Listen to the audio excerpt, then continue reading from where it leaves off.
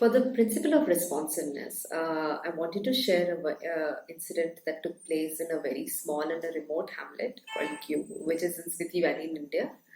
So during the summer of 2020, which was the prime lockdown period for us, this particular community faced a very unusual challenge uh, with this snow leopard individual, which kept coming back to the village almost every night and predating on the livestock.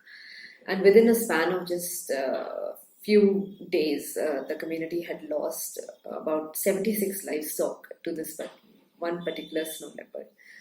Um, so when we came, it was pretty understood that the community was very angry and upset with the whole situation, as they had faced not only economic but also emotional stress of losing their livestock and their livelihood. So when we came to know of this incident and when we reached the village, we found out that the community had actually, along with the forest department, somehow managed to capture the snow leopard. And we, being complete outsiders and unknown people to the community, they couldn't understand our role in this whole situation. So we sat down with the community members, key community members, and explained to them of our experiences and of our nature of work that we do in these landscapes.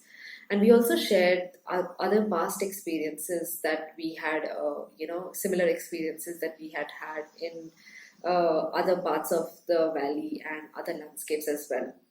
And we told them about the mitigative and the preventive measures that we can take to ensure that their losses are taken care of and such future incidents do not take place.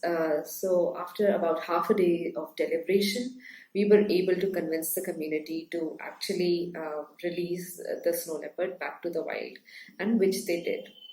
And we also came to an agreement that we will help them get those forest department compensations, as well as ensure that the corrals were predator proof. The next few weeks were actually very challenging for our team because the material and the labor that we required to reinforce these corrals and make them predator proof was very hard to come by due to the lockdown and the travel restrictions that were put in place. And for the same reason, our team also couldn't stay in the village, which made it very difficult for our team to travel almost 200 kilometers back and forth every single day, and to ensure that the corral work did not stop even for a day. As soon as we got some material, we began working on it, but it was always in shortage, and we had to make do with whatever resources that we had. But here the forest department also helped us out with a lot of the permissions that we required for these, travels, and ensuring that the material was on time and reached the village on time.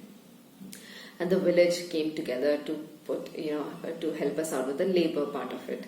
And only because these two stakeholders, ensured that things were moving on smoothly, we were able to reinforce the corrals. It sure did take much longer than otherwise it would have, but we were able to do it during lockdown, which speaks volumes of the community's effort and the forest department's support.